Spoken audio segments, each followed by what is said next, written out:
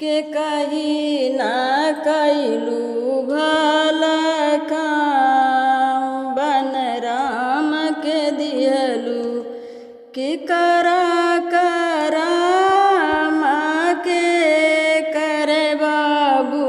लक्ष्मण के करा के भरत भुआल बन राम के दिहलू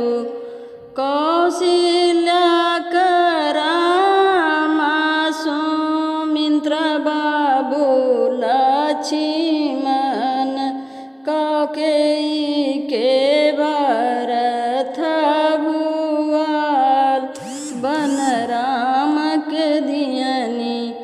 कौन भैया बनवा गईन कौन भैया संगवा गईन कौन भैया रजवा छोड़ी परईन बन राम के दियलू राम भैया बनवा गईन लक्ष्मण भैया संगवा गईन